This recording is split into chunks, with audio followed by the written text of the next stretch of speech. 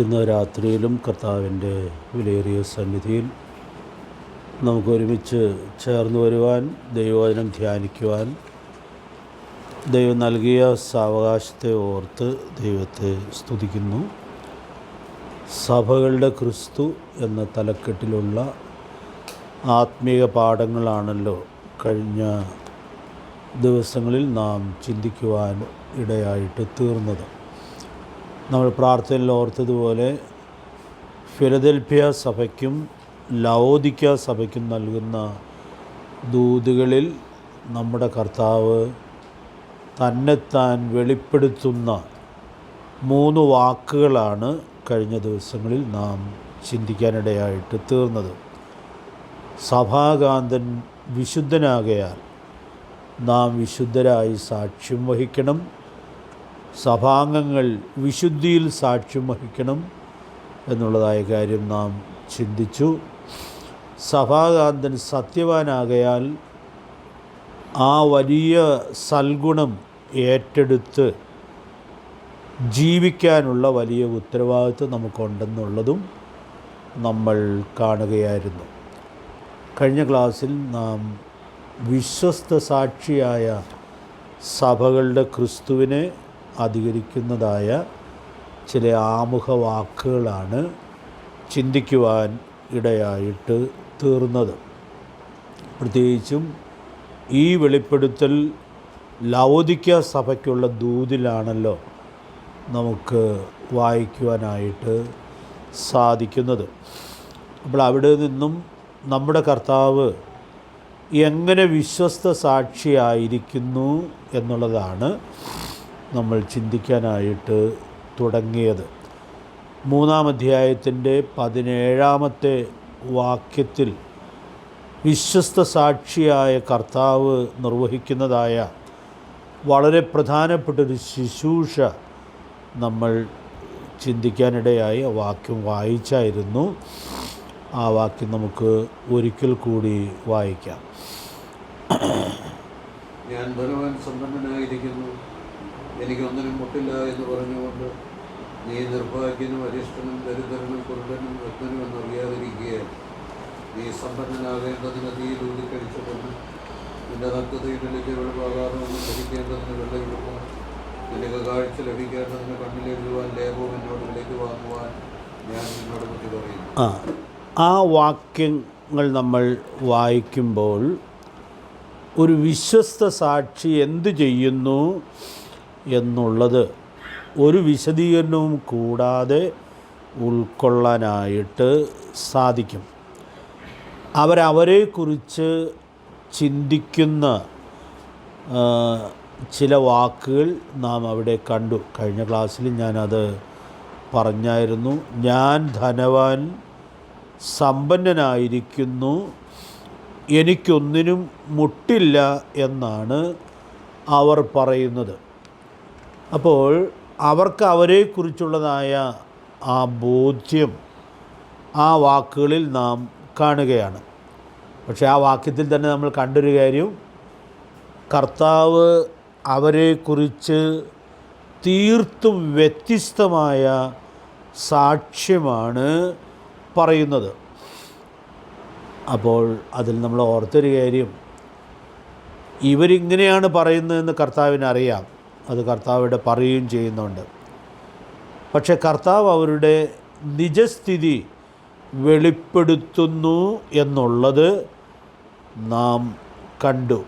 പറയുന്ന വാക്കുകൾ വളരെ ഗൗരവമുള്ള വാക്കുകളാണ്. നീ നിർഭാഗ്യനും അരിഷ്ടനും ദരിദ്രനും കുരുടനും നഗ്നനും എന്നറിയാതിരിക്കുകയാൽ. അപ്പോൾ അവരുടെ നിജസ്ഥിതി കർത്താവ് അവിടെ വെളിപ്പെടുത്തുകയാണ്. ഇത് നമ്മുടെ കർത്താവിന് മാത്രമേ സാധിക്കുകയുള്ളൂ. അവരവരെക്കുറിച്ച് വളരെ വ്യത്യസ്തമായും വളരെ അഭിമാനത്തോടെയും ചില കാര്യങ്ങളൊക്കെ ചിന്തിക്കുമ്പോൾ അതിന് നേരെ വിപരീതമായിട്ടുള്ള അവരുടെ നിജസ്ഥിതി വെളിപ്പെടുത്തുന്നു എന്നുള്ളതാണ് നമ്മൾ ഇവിടെ കാണുന്നത്. അപ്പോൾ അതിൽ നിന്ന് ഞാൻ കഴിഞ്ഞ ക്ലാസ്സിലൊരു ദൂത് പറഞ്ഞായിരുന്നു. നമുക്ക് നമ്മെക്കുറിച്ചുള്ള ധാരണ ശരിയായി കൊള്ളണം എന്ന് നിർബന്ധമില്ല. ഇവർക്ക് ഇവരെക്കുറിച്ചുള്ള ധാരണ ഒട്ടും ശരിയല്ലായിരുന്നു. അപ്പോൾ നാം നമ്മെക്കുറിച്ച് ചിന്തിക്കുന്നതായ കാര്യങ്ങൾ ശരിയാകണം എന്ന് നിർബന്ധമില്ല. അപ്പോൾ അതുകൊണ്ട് ഈ വാക്യം നമുക്ക് നൽകുന്നൊരു കാതലായ സന്ദേശം നമുക്ക് ഓർക്കാനായിട്ട് സാധിക്കും. നമുക്ക് നമ്മുടെ കർത്താവിൻ്റെ സന്നിധിയിൽ വിനയപ്പെടാനും, കർത്താവെ എൻ്റെ നിജസ്ഥിതി എന്താണ് എന്നുള്ളത് എന്നെ ബോധ്യപ്പെടുത്തണമേ എന്നുള്ളതായ വിനയത്തോടെ സ്വയശോധനയോടെ കർത്താവിൻ്റെ സന്നിധിയിലായിരിക്കണം എന്നുള്ളതാണ് കർത്താവ് നമ്മെക്കുറിച്ച് ആഗ്രഹിക്കുന്നത്. അപ്പോൾ അതുകൊണ്ട് ഇത് നമുക്ക് നിരന്തരം ചെയ്യാൻ ആവശ്യമുള്ളതായൊരു കാര്യമാണ്. ഇന്ന് ഞാൻ അതിൻ്റെ ഒരു ഉദാഹരണം കൂടി പറയണം, തിരുവെഴുത്തിൽ നിന്ന് പറയണം എന്ന് വിചാരിക്കുന്നുണ്ട്. അതിനിടയിൽ ഒരു സത്യം നമ്മൾ അവിടെ നിന്ന് ചിന്തിക്കാനായിട്ട് ആഗ്രഹിക്കുന്നത്, അവരവരെക്കുറിച്ച് ചിന്തിക്കുന്നതായ കാര്യങ്ങളുടെ ആകത്തുക അത് നമുക്ക് മനസ്സിലാക്കാനൊരു പ്രയാസമില്ല. ഞാൻ ധനവാൻ സമ്പന്നനായിരിക്കുന്നു, എനിക്കൊന്നിനും മുട്ടില്ല. അപ്പോൾ ഇതെല്ലാം ഭൗതികമായ കാര്യങ്ങളിൽ അവർക്കുള്ള സമൃദ്ധിയെ കുറിച്ചാണ് അവർ പറയുന്നത് എന്നുള്ളതായ കാര്യം വളരെ ലളിതമായി നമുക്ക് ഉൾക്കൊള്ളാനായിട്ട് സാധിക്കുന്നുണ്ട്. സാധാരണ എങ്ങനെയാരും പറയാറില്ല, പക്ഷേ പറയുന്നു എന്ന് കർത്താവ് പറയുമ്പോൾ നിശ്ചയമായിട്ടും അവർ പറയുന്നു എന്നുള്ളത് നമുക്കിവിടെ ഉൾക്കൊള്ളാനായിട്ട് സാധിക്കും. അപ്പോൾ അതുകൊണ്ട് നമ്മൾ അത്ര പറയാറില്ലെങ്കിലും നമ്മുടെയൊക്കെ മനസ്സിൽ വന്നു പോകാൻ സാധ്യതയുള്ള ഒരു ചിന്തയായിട്ട് നമുക്കിതിനെ ഉൾക്കൊള്ളാനായിട്ട് സാധിക്കുകയാണ്. അപ്പോൾ ഞാൻ ധനവാൻ സമ്പന്നനായിരിക്കുന്നു, എനിക്കൊന്നിനും മുട്ടില്ല എന്നൊരാൾ പറയുമ്പോൾ സ്വാഭാവികമായിട്ട് അത് വലിയൊരു പാപത്തിലേക്ക് നയിക്കാം. ഏത് പാപത്തിലേക്കാണ്? നിഗളത്തിലേക്ക് നയിക്കാം. സമ്പത്ത് നല്ലതാണെങ്കിലും അത് സൂക്ഷ്മതയോടെ വിനിയോഗിക്കുന്നില്ലെങ്കിൽ അത് നിഗളത്തിന് കാരണമായിട്ട് തീരും എന്നുള്ളത് നമ്മൾ തിരുവെഴുത്തിൽ കാണുന്നുണ്ട്. അതിൻ്റെ വിശദീകരണത്തിലേക്ക് ഞാൻ പോകുന്നില്ല. യെഹെസ്കേൽ പ്രവചനം നമ്മൾ പരിശോധിക്കുമ്പോൾ സമ്പത്ത് മാത്രമല്ല, സമ്പത്ത്, സൗന്ദര്യം, ജ്ഞാനം, ഇതൊക്കെ അഹങ്കാരത്തിലേക്ക് നയിക്കാൻ സാധ്യതയുള്ളതാണ് എന്നുള്ളതായ വലിയ സത്യം നമുക്ക് കാണാനായിട്ട് സാധിക്കുന്നുണ്ട്. എന്തിനാ ഇത് അഹങ്കാരത്തിലേക്ക് നയിക്കാൻ സാധ്യതയുള്ളതാണെന്ന് വളരെ വിശദമായിട്ടൊരു അധ്യായം മുഴുവനും ഉപയോഗിച്ച് യെഹെസ്കേൽ പ്രവാചകൻ വിശദീകരിക്കുന്നത് നമ്മൾ ആ വഴി പോകാനിടയായിട്ട് തീരരുത്. കാരണം ഈ കാര്യങ്ങളൊക്കെ ഉള്ളപ്പോഴും വളരെ താഴ്മയോടുകൂടി ജീവിച്ച എത്രയോ ഭക്തന്മാരെ നമുക്ക് ദൈവവചനത്തിൽ കാണാനായിട്ട് സാധിക്കുന്നുണ്ട്. അപ്പോൾ അതുകൊണ്ട് ഞാനിവിടെ ഓർപ്പിക്കാനായിട്ട് ആഗ്രഹിക്കുന്നതായ കാര്യം, ഇവരുടെ ഈ വാക്കുകൾ ഒരുപക്ഷെ അവരെ വലിയ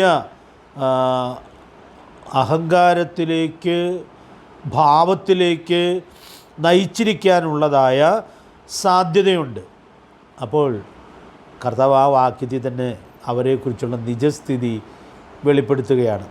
അപ്പോൾ ഇന്ന് രാത്രി ഞാൻ ഓർപ്പിക്കട്ടെ, നമ്മുടെ കർത്താവ് വിശ്വസ്ത സാക്ഷിയാണ് എന്നുള്ളതായ ആ വലിയ സത്യം നമ്മെ ഭരിക്കുവാനിടയായിട്ട് തീർന്നാൽ ആ കർത്താവിൻ്റെ സന്നിധിയിൽ നമുക്ക് എപ്പോഴും നമ്മെ തന്നെ താഴ്ത്താനായിട്ട് സാധിക്കും. അതുകൊണ്ട് ഈ 3-ാം അധ്യായത്തിൻ്റെ 17-ാമത്തെ വാക്യം ലവോദിക്കയിലെ സഭ പ്രയോജനപ്പെടുത്തുവാൻ ഇടയായിട്ട് തീർന്നാൽ അവർക്ക് അവരുടെ പാപം കണ്ടെത്തി തങ്ങളെ തന്നെ ദൈവസന്നിധിയിൽ വിനയപ്പെടുത്തി ദൈവകൃപ അനുഭവിക്കുവാനായിട്ട് സാധിക്കും. 1 പത്രോസ് 5:5 നമുക്കറിയാമല്ലോ. ദൈവനിഗളികളോട് എതിർത്ത് നിൽക്കുന്നു. അടുത്ത വാചകം എന്താണ്? താഴ്മയുള്ളവർക്കോ കൃപ നൽകുന്നു. അപ്പോൾ ഈ 17-ാം വാക്യത്തിലുള്ള ആ ഒരു സന്ദേശം തന്നെ അവർ പ്രയോജനപ്പെടുത്തുവാൻ ഇടയായിട്ട് തീർന്നാൽ അവർക്ക് തങ്ങളുടെ ജീവിതത്തിലെ അശുദ്ധിയെ നീക്കി ശുദ്ധീകരണത്തിലേക്കും വിനയത്തിലേക്കും വരാനായിട്ട് സാധിക്കും എന്നുള്ളതായ സത്യം നമുക്കിവിടെ ഉൾക്കൊള്ളാനായിട്ട് സാധിക്കുകയാണ്. ഞാൻ ആ 17-ാം വാക്യത്തിൻ്റെ ആദ്യ ഭാഗത്ത് നിന്ന് ഒരു സുപ്രധാനമായ സത്യം കൂടി ചേർത്ത് പറയണം എന്ന് ആഗ്രഹിക്കുകയാണ്. ഈ സഭകൾക്കുള്ള ദൂതുകൾ സഭാകാലഘട്ടത്തിൻ്റെ വിഭജനമായിട്ട് ചിന്തിക്കുകയും ലവോദിക്ക കാലഘട്ടം കർത്താവിൻ്റെ പ്രത്യക്ഷത സമാഗതമാകുന്ന കാലഘട്ടത്തിലുള്ള സഭയുടെ നിലയായിട്ട് ചിന്തിക്കുകയും ചെയ്യുന്നതായൊരു പഠന രീതി ഉണ്ട്. അത് നമുക്കെല്ലാവർക്കും അറിയാവുന്നതായൊരു കാര്യമാണ്.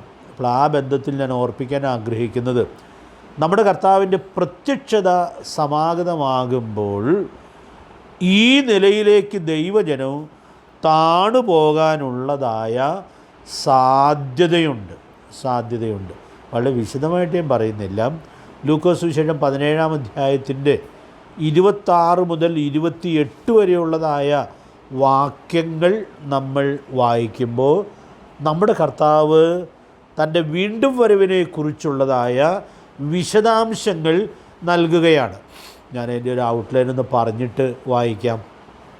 അവിടെ ഉൽപ്പത്തി പുസ്തകത്തിൽ വിശദീകരിച്ചിരിക്കുന്ന 2 കാലഘട്ടങ്ങളുടെ ആവർത്തനം ഉണ്ടാകും എന്നുള്ളത് നമ്മുടെ കർത്താവ് ആ വേദഭാഗത്ത് വിശദീകരിക്കുന്നുണ്ട്. ഈ 3 വാക്യങ്ങൾ നമ്മൾ വായിക്കുകയാണ്. താഴോട്ട് അതിൻ്റെ വിശദീകരണമുണ്ട്. 32-ാം വാക്യത്തിലൊക്കെ വരുമ്പോൾ ലോത്തിൻ്റെ ഭാര്യയെ ഓർത്തുകൊള്ളുവിൻ എന്നൊക്കെ ഉള്ളത് അതിശക്തമായ കർത്താവിൻ്റെ സന്ദേശമായിട്ടാണ് ഇരിക്കുന്നത്. ഇപ്പോൾ നമുക്ക് 17-ാം അധ്യായത്തിൽ 26 മുതൽ 28 വരെയുള്ള വാക്യങ്ങൾ വായിക്കുമ്പോൾ ഈ 3-ാം അധ്യായം 17-ാമത്തെ വാക്യത്തിലെ ആ പ്രതിപാദനത്തോട് ആ വേദഭാഗത്തുള്ള ബന്ധം എന്താണ് എന്നുള്ളത് ഒന്ന് ശ്രദ്ധിക്കാനായിട്ട് ശ്രമിച്ചോളൂ. വായിക്കാം. നോഹയുടെ കാലത്ത് സംഭവിച്ചതുപോലെ മനുഷ്യപുത്രൻ്റെ നാളിലും ഉണ്ടാകും. നോഹ പെട്ടകത്തിൽ കടന്ന നാൾ വരെ അവർ തിന്നും കുടിച്ചും വിവാഹം കഴിച്ചും വിവാഹത്തിന് കൊടുത്തും പോന്നു. ജലപ്രളയം വന്നു അവരെല്ലാവരെയും പിടിച്ചു കളഞ്ഞു. ലോകത്തിൻ്റെ കാലത്ത് സംഭവിച്ചതുപോലെ തന്നെ അവർ തിന്നും കുടിച്ചും കൊണ്ടും വിറ്റും നട്ടും പണിതും പോകുന്നു. അപ്പോൾ ഇവിടെ നമ്മൾ വായിക്കുമ്പോൾ ഈ 2 കാലഘട്ടത്തിലും അവർ ചെയ്തു വന്ന കാര്യങ്ങൾ 2 വാക്യത്തിലായിട്ട് പറയുന്നുണ്ട്. അത് നമുക്ക് നല്ല പരിചയമുള്ളതായ കാര്യങ്ങളാണ്. അവർ തിന്നും കുടിച്ചും വിവാഹം കഴിച്ചും വിവാഹത്തിന് കൊടുത്തും പോന്നു. ഇതേത് കാലത്തായിരുന്നു? നോഹയുടെ കാലത്തായിരുന്നു. ഞാൻ അടുത്ത വാക്യത്തിൽ കർത്താവ് ലോത്തിൻ്റെ കാലത്ത് സംഭവിച്ച കാര്യം പറയുമ്പോൾ അവിടെ മറ്റേ വാക്കുകളോട് ബന്ധമുള്ളതാണെങ്കിലും സാരമായൊരു വ്യത്യാസമുണ്ട്. അതൊക്കെ നമുക്ക് അറിയാവുന്നതാണ്. അവർ തിന്നും കുടിച്ചും കൊണ്ട് വിറ്റും നട്ടും പണിതും പോന്നു. അപ്പോൾ ഈ 2 വാക്യങ്ങളും ആ 2 കാലഘട്ടത്തിൻ്റെ ഒരു പ്രത്യേകത വെളിപ്പെടുത്തുകയാണ്. പാപം വളരെ വർദ്ധിച്ചൊരു കാലമായിരുന്നു അത്. ഈ പ്രയോഗങ്ങൾ വെളിപ്പെടുത്തുന്നത് ഈ 2 കാലഘട്ടത്തിലും ഭൗതിക കാര്യങ്ങളിലുള്ള അതിപ്രസരം അവിടെ നമ്മുടെ കർത്താവ് എടുത്തു പറയുകയാണ്. ഈ നോഹയുടെ കാലത്തിൻ്റെ വ്യത്യാസം എന്താണ്? വിവാഹം കഴിച്ചും വിവാഹത്തിന് കൊടുത്തും പോകുന്നു എന്നുള്ളൊരു വ്യത്യാസമേ ഉള്ളൂ. അപ്പോൾ 2 ഒരേപോലെയുള്ള പ്രതിപാദനമാണ് നമുക്ക് ഉൾക്കൊള്ളാനായിട്ട് സാധിക്കുന്നത്. അപ്പോൾ ഞാൻ ഒരു സൂചനയായിട്ട് ഓർപ്പിക്കട്ടെ. പാപം പെരുകിയ ഈ കാലത്ത് ഭൗതികതയുടെ അതിപ്രസരം നമുക്ക് കാണാനായിട്ട് സാധിക്കുകയാണ്. അപ്പോൾ മറ്റൊരു കാര്യം ഇവിടെ പറയുന്നുണ്ട്. അതിലേക്ക് ഞാൻ ഈ ക്ലാസ്സിൽ ഒത്തിരി പോകേണ്ടതില്ല എന്ന് ഞാൻ വിചാരിക്കുന്നു. ധാർമ്മികമായ വലിയ തകർച്ച ഈ രണ്ട് കാലഘട്ടത്തിലും നമുക്ക് കാണാം. നോഹയുടെ കാലത്ത് വിവാഹം ഉണ്ടായിരുന്നു. ഉൽപ്പത്തി പുസ്തകം 6-ാം അധ്യായം വായിച്ചാൽ വിവാഹത്തിൽ അവരുപയോഗിച്ചിരുന്ന ഒരു അലസമായ നിയമം നമ്മൾ 6-ാം അധ്യായത്തിൽ വായിക്കുന്നുണ്ട്. ആരെങ്കിലും ഓർക്കുന്നുണ്ടോ അത്? തങ്ങൾക്ക് ബോധിച്ച ഏവരെയും ഭാര്യമാരായി എടുത്തു എന്ന് പറഞ്ഞാൽ വിവാഹം ഉണ്ടായിരുന്നെങ്കിൽ തന്നെയും അതിൻ്റെ മൂല്യത്തിൽ നിന്ന് ഒത്തിരി താണുപോയി എന്നുള്ളത് നമ്മൾ കാണുകയാണ്. പിന്നെ ലോത്തിൻ്റെ കാലത്ത് വന്നപ്പോൾ അത് പ്രത്യേകിച്ച് എടുത്ത് പറയുന്നില്ല. അതിൻ്റെ കാരണവും അതിൻ്റെ ദോഷവും റോമാലേഖനം ആദ്യത്തെ അധ്യായങ്ങളിൽ നമ്മൾ വളരെ വിശദമായിട്ട് നേരത്തെ ധ്യാനിക്കുവാൻ ഇടയായിട്ട് തീർന്നിട്ടുണ്ട്. ഉൽപ്പത്തി പുസ്തകം 19-ാം അധ്യായം ആ മ്ലേച്ഛതയുടെ ഭയാനകത വെളിപ്പെടുത്തുന്ന അധ്യായമായിട്ടാണല്ലോ ഇരിക്കുന്നത്. അപ്പോൾ സോദോമിൻ്റെ പാപവും അതിഭയാനകമായിരുന്നു എന്ന് നമ്മൾ കാണുന്നുണ്ട്. ഇന്ന് ആ കാലഘട്ടത്തിലേക്ക് ലോകം എത്തിച്ചേർന്നിരിക്കുന്നു എന്നുള്ളത് നമുക്ക് ഇവിടെ ഉൾക്കൊള്ളാനായിട്ട് സാധിക്കുക. നമ്മുടെ ക്ലാസ്സിൽ അത് വിശദീകരിക്കേണ്ട ആവശ്യമില്ല എന്ന് ഞാൻ വിചാരിക്കുന്നു. ഈ പാപം നിയമാനുസൃതം അമേരിക്കയിലാക്കിയപ്പോൾ ആ കാലത്ത് ദൈവദാസന്മാർ വളരെ വേദനയോടെ പറഞ്ഞൊരു കാര്യമുണ്ട്. നിയമാനുസൃതമാക്കിയാൽ പിന്നെ ആ പാപത്തിനെതിരെ സംസാരിക്കാനുള്ള തടസ്സം ഉണ്ടാകും. സംസാരിച്ചാൽ ആരെങ്കിലും കേസ് കൊടുത്തു കഴിഞ്ഞാൽ പിന്നെ അതിൽ ന്യായം പറയാനായിട്ട് ആവശ്യവും വരും. പക്ഷേ ദൈവദാസന്മാർ അത് പറഞ്ഞു. കാരണം ദൈവദാസന്മാർ വിശ്വസ്ത സാക്ഷികളായിരിക്കണം എന്നുള്ളതുകൊണ്ട് ദൈവത്തിൻ്റെ വചനത്തിൽ പറഞ്ഞിരിക്കുന്ന കാര്യം പറയാതിരിക്കാനായിട്ട് നിവൃത്തിയില്ല. അപ്പോൾ ഞാൻ പറഞ്ഞതിൻ്റെ താല്പര്യം, അപ്പോൾ അത്രമാത്രം അധപ്പതനം ഈ മേഖലയിൽ സംഭവിച്ചിട്ടുണ്ട് എന്നുള്ളതായ കാര്യം നമുക്ക് ഇവിടെ ഭയത്തോടെ ഉൾക്കൊള്ളാനായിട്ട് സാധിക്കട്ടെ. അപ്പോൾ അതുകൊണ്ട് ഞാൻ ഇവിടെ നിന്നൊരു ദൂത് പറയാൻ ശ്രമിക്കുന്നത്, ഈ രണ്ട് മേഖലയിലുള്ള പാപങ്ങൾ വർദ്ധിച്ചു വരുമ്പോൾ നമ്മളങ്ങനെ അതിശയിക്കേണ്ട, ഇതെല്ലാം ചീത്തയാവുകയാണല്ലോ എന്നുള്ളൊരു വിഷമം നമുക്കുണ്ടാകുമെങ്കിലും ഇതേത് കാര്യത്തിൻ്റെ സൂചനയാണ്? നമ്മുടെ കർത്താവിൻ്റെ വീണ്ടും വരവ് അടുത്തു വന്നിരിക്കുന്നു എന്നുള്ളതിൻ്റെ ഓർമ്മപ്പെടുത്തലാണ്. അതുകൊണ്ട് കർത്താവിൻ്റെ ആ വാക്കുകൾ നമുക്ക് എപ്പോഴും ഓർക്കാം. നോഹയുടെ കാലം പോലെ തന്നെ മനുഷ്യത്വത്തിൻ്റെ വരവും ആകും. പിന്നെ അടുത്ത വാക്യത്തിൽ പറയാം, ലോത്തിൻ്റെ കാലത്ത് സംഭവിച്ചതുപോലെ തന്നെ. അപ്പോൾ അതുകൊണ്ട് ഈ കാര്യങ്ങളുടെ ആവർത്തനം നമുക്ക് വേദനയാണെങ്കിലും പ്രിയപ്പെട്ടവർ, അത് നമ്മുടെ കർത്താവിൻ്റെ വരവിന് വേണ്ടി ഒരുങ്ങി ജീവിക്കുന്നതിന് ദൈവാത്മാവ് മുഖാന്തരമാക്കി തീർക്കട്ടെ. അപ്പോൾ 19-ാം അധ്യായത്തിൽ ആ പാപത്തിൻ്റെ വിശദീകരണമുണ്ട്.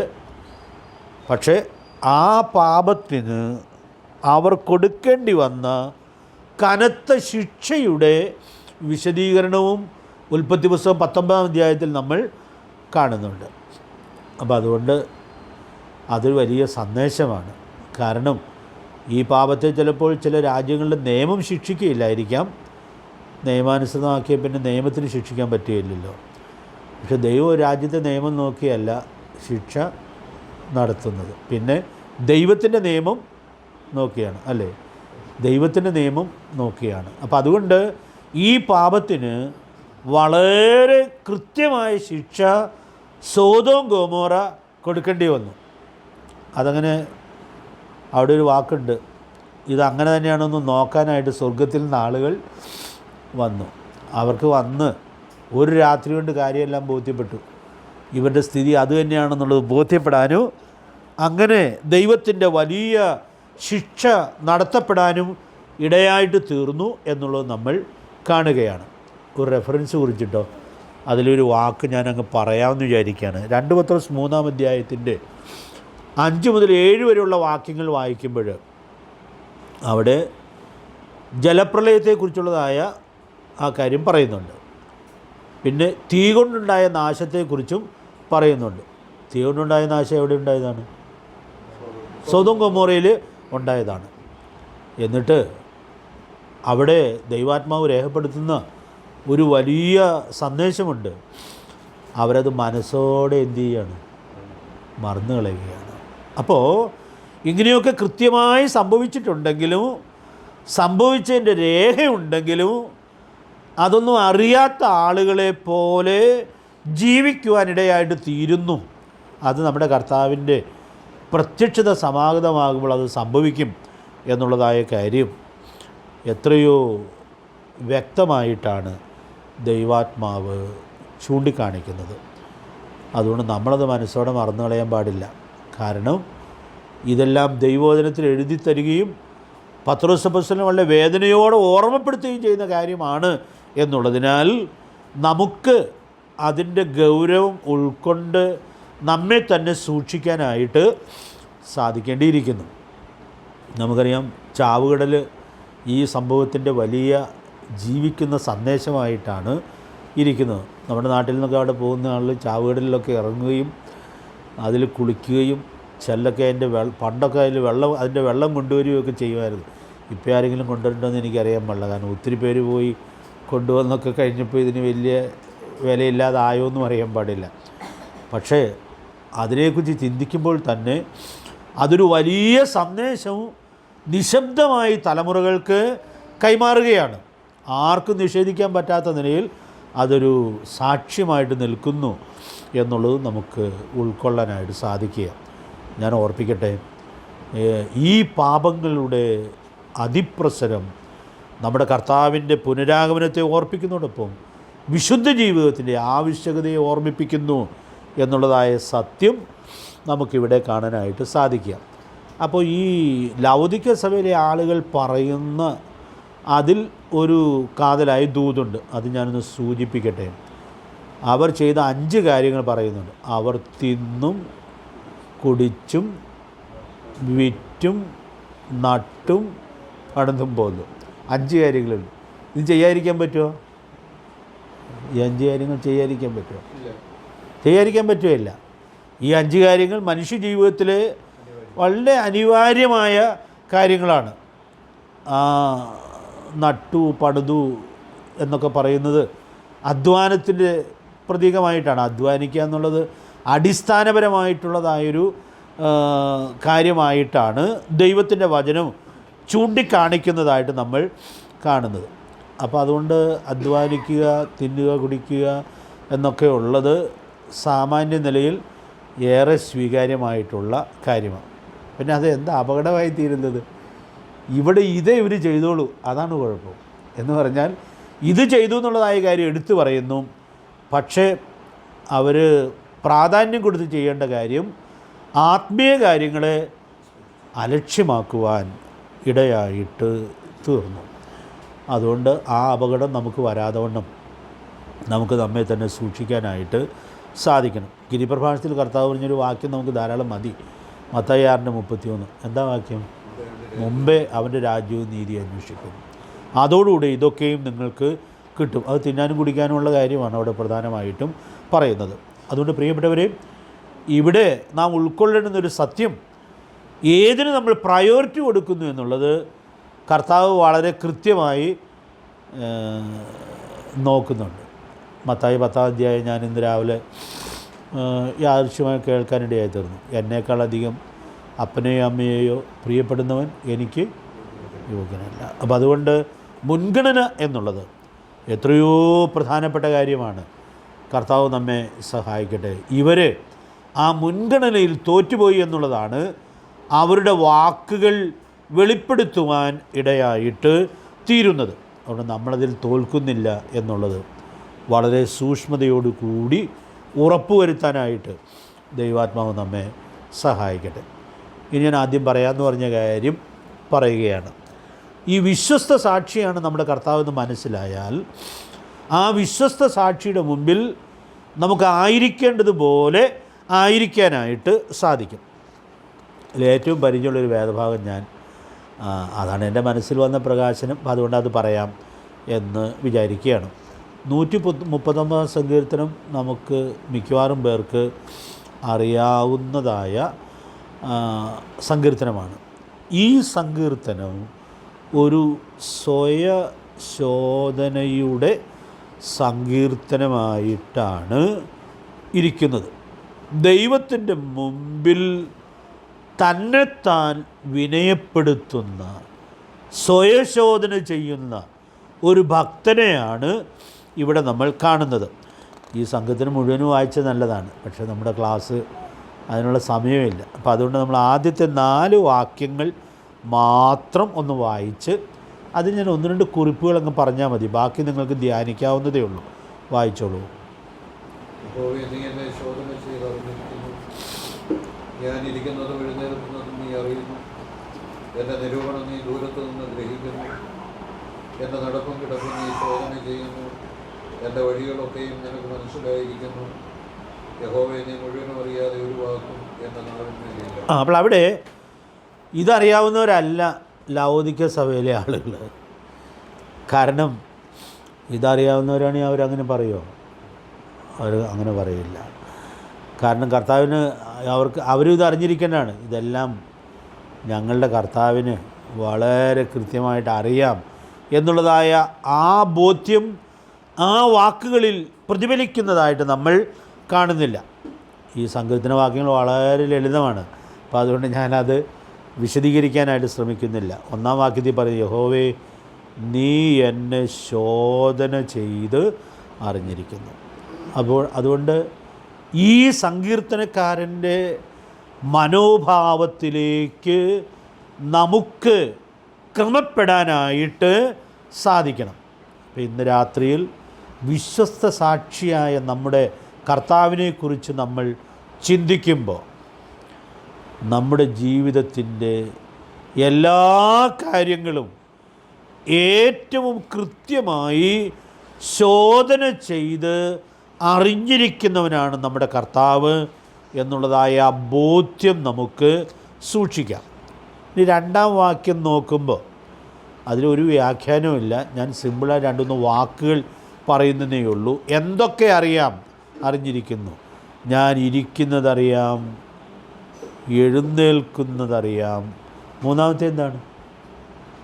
2-ാം വാക്യത്തിലും എൻ്റെ നിരൂപണം അറിയാം. ദൈവത്തോട് പറയാം, എൻ്റെ നിരൂപണം നീ ദൂരത്ത് നിന്ന് ഗ്രഹിച്ചിരിക്കുന്നു. അപ്പോൾ എൻ്റെ നിരൂപണങ്ങൾ വരെ എൻ്റെ ദൈവത്തിന് അറിയാം എന്നുള്ളതായ ബോധ്യം ഒരു ദൈവപൈതലിനെ ഭരിക്കുമ്പോൾ അതെത്രയോ ശക്തമായ സ്വാധീനത ആ വ്യക്തിയിൽ ചെലുത്താനിടയായിട്ട് തീരും. ഇരിക്കുന്നു എഴുന്നേൽക്കുന്നതുമൊക്കെ ഒരുപക്ഷെ നമ്മളെ കാണുന്ന ആളുകൾക്ക് മനസ്സിലാകും. പക്ഷേ നിരൂപണം നമ്മളോട് എത്ര അടുത്തിരിക്കുന്ന ആളുകളായാലും അടുത്ത ബന്ധത്തിലുള്ള ആളുകളായാലും അവരുടെ നിരൂപണം എന്താണെന്നുള്ളത് നമുക്കറിയാനായിട്ട് സാധിക്കുകയില്ല. ഇവിടെ സഭകൾക്കുള്ള ദൂതിൽ കർത്താവ് പറയുന്നൊരു വാക്യം നിങ്ങളുടെ മനസ്സിൽ വരുന്നുണ്ടോ? 2-ാം അധ്യായത്തിൽ 21-ാമത്തെ വാക്യത്തിൽ ഞാൻ ഉൾപ്പൂവുകളെയും ഹൃദയങ്ങളെയും ആരാഞ്ഞറിയുന്നവനെന്ന് സകല സഭകളും അറിയും. അപ്പോൾ സഭാജീവിതം വിജയകരമാകണമെങ്കിൽ ഈ അറിവുണ്ടായിരിക്കണം. കർത്താവ് ഉൾപ്പൂവുകളെയും ഹൃദയങ്ങളെയും ആരാഞ്ഞ് അറിയുന്നവനാണ്. ഇനി 3-ാം വാക്യത്തിലേക്ക് വരുമ്പോൾ ആ വാക്കുകൾ ഞാനങ്ങ് എടുത്തു പറയുന്നു എന്ന് മാത്രമേ ഉള്ളൂ. എൻ്റെ നടപ്പ്, കിടപ്പ്, പിന്നെ എൻ്റെ വഴികൾ അത് നിനക്ക് മനസ്സിലായിരിക്കുന്നു. ഞാൻ എവിടെയൊക്കെ പോകുന്നുണ്ട് എന്നുള്ളത് ബാക്കി എല്ലാവർക്കും അറിയാൻ പാടില്ലായിരിക്കാം. പക്ഷേ കർത്താവെ അങ്ങേക്കറിയാം എന്നുള്ളത് സങ്കീർത്തനക്കാരൻ വിനയത്തോടെ സമ്മതിക്കുകയാണ്. 4-ാം വാക്യത്തിൽ പറഞ്ഞിരിക്കുന്നത് ഒരു പ്രധാനപ്പെട്ട കാര്യമാണ്. എന്താണ്?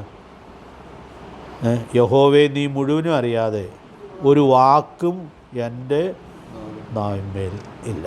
അപ്പോൾ വിശ്വസ്ത സാക്ഷിയായ കർത്താവിൻ്റെ സന്നിധിയിൽ എല്ലാ വിനയത്തോടും കൂടെ സ്വയശോധനയോടുകൂടി നിൽക്കുന്ന ഒരു ദൈവഭക്തനെ നമുക്കിവിടെ കാണുവാനായിട്ട് സാധിക്കുന്നുണ്ട്. അതുകൊണ്ട് നമ്മൾ 4-ാമത്തെ വാക്യത്തിൽ തന്നെ എടുത്തു പറയുന്നൊരു കാര്യമാണ്. 4-ാം വാക്യത്തിൽ 6-ാം വാക്യത്തിൽ ഈ പരിജ്ഞാനം എനിക്ക് അത്യത്ഭുതം ആകുന്നു. അതുകൊണ്ട് ഈ പരിജ്ഞാനം അനേകർക്കില്ല. എന്നാൽ ഈ പരിജ്ഞാനം ഉണ്ടാകുക എന്നുള്ളത് നമ്മുടെ ജീവിതത്തെ സമൂലമായിട്ടും സ്വാധീനിക്കുവാൻ ഇടയായിട്ട് തീരും.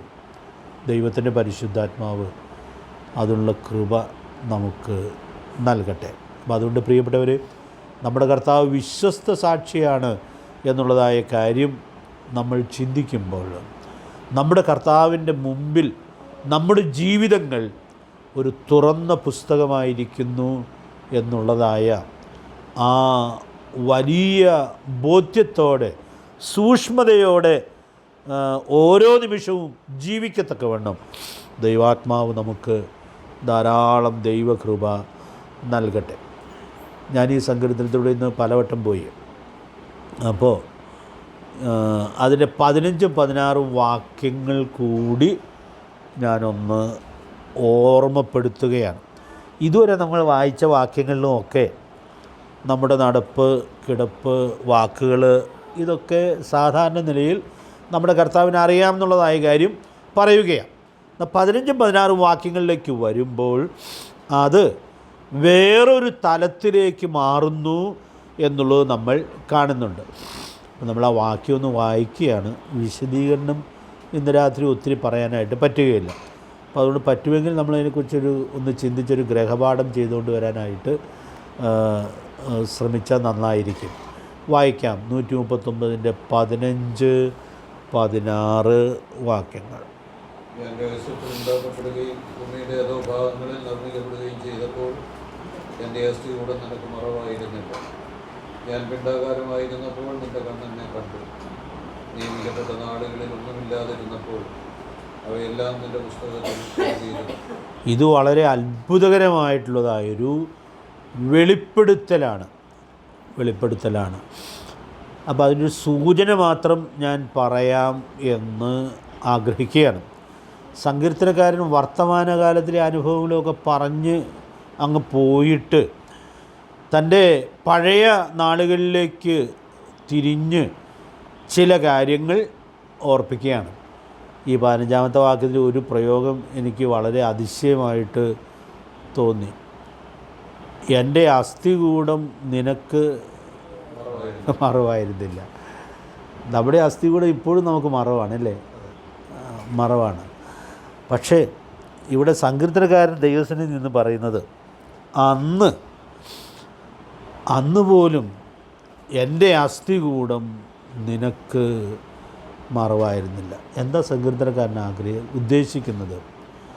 അവിടെ പറയുന്നതായ കാര്യം, ഞാൻ രഹസ്യത്തിൽ ഉണ്ടാക്കപ്പെടുകയും ഭൂമിയുടെ അധോഭാഗങ്ങളിൽ നിർമ്മിക്കപ്പെടുകയും ചെയ്തപ്പോൾ എന്ന് പറഞ്ഞാൽ ഏറ്റവും പഴയ അനുഭവത്തിലേക്ക് വിരൽ ചൂണ്ടിയിട്ട് അന്നും എൻ്റെ ജീവിതത്തിൻ്റെ എല്ലാ കാര്യങ്ങളും, ഇന്നെനിക്കറിയാൻ പാടില്ലാത്ത കാര്യങ്ങളും അങ്ങേക്ക് അറിയാമായിരുന്നു, മറവായിരുന്നില്ല.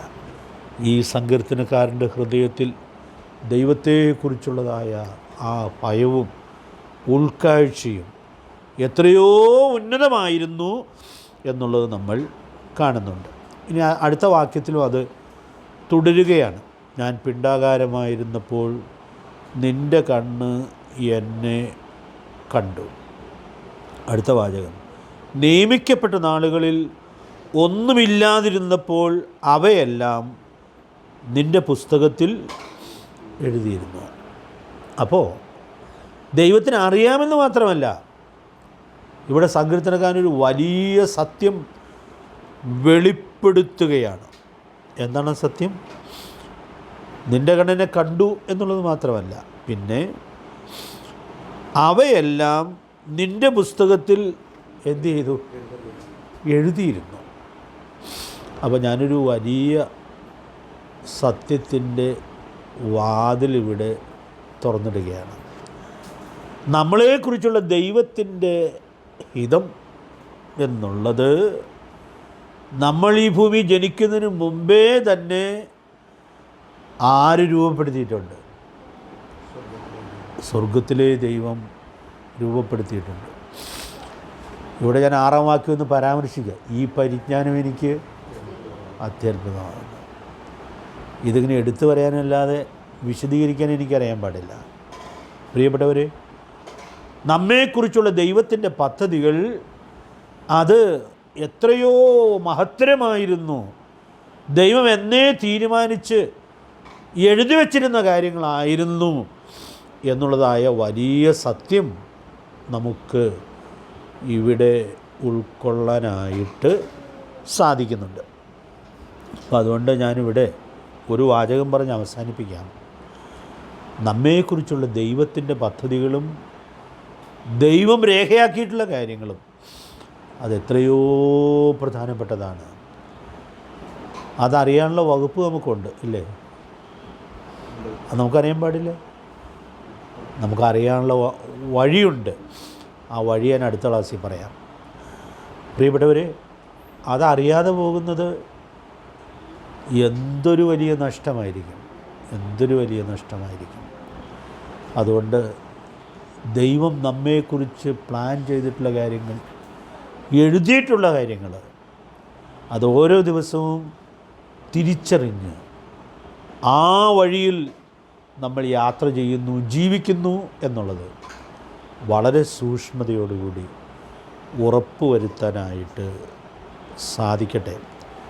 ദൈവാത്മാവ് നമ്മെ സഹായിക്കട്ടെ. അതുകൊണ്ട് ദൈവഹിതം, അതിൻ്റെ മഹത്വം നമുക്കിവിടെ ഉൾക്കൊള്ളാനായിട്ട് സാധിക്കുക. ദൈവഹിതത്തിൻ്റെ മഹത്വം പറയുമ്പോൾ ഓടി നമ്മുടെ മനസ്സിൽ വരുന്നൊരു വാക്യമുണ്ട്, അത് പറഞ്ഞ് അവസാനിപ്പിക്കാം. റോമർ 12:2 നന്മയും പ്രസാദവും പൂർണ്ണതയും ഉള്ളതാണ്. അതുകൊണ്ട് ദൈവം നമ്മെക്കുറിച്ച് എഴുതി വച്ചിട്ടുള്ള കാര്യങ്ങൾ, അതിൻ്റെ 3 പ്രത്യേകതകൾ ആ വാക്യത്തിൽ തന്നെയുണ്ട്. അപ്പോൾ അത് നഷ്ടപ്പെട്ടാൽ നഷ്ടം എത്രയോ ഭയങ്കരമായിരിക്കും. അതുകൊണ്ട് പ്രിയപ്പെട്ടവർ, ഞാനിവിടെ ഓർപ്പിക്കട്ടെ, വിശ്വസ്ത സാക്ഷിയുടെ മഹത്വം, നമ്മുടെ ജീവിതത്തിലെ എല്ലാ കാര്യങ്ങളും ഏറ്റവും നന്നായിട്ട് അറിയുന്ന കർത്താവിൻ്റെ മഹത്വം, അത് തിരിച്ചറിഞ്ഞ് ആ തിരിച്ചറിവോടെ, ഈ പരിജ്ഞാനത്തോടെ ഓരോ ദിവസവും വിശ്വാസ ജീവിതം നയിക്കുവാൻ ദൈവാത്മാവ് നമുക്കെല്ലാവർക്കും കൃപ നൽകട്ടെ. ഈ ആലോചന അതിന് മുഖാന്തരമാകട്ടെ. കർത്താവിൻ്റെ വിലയേറിയ നാമം ഇന്നും എന്നേക്കും വാഴ്ത്തപ്പെടുമാറാകട്ടെ.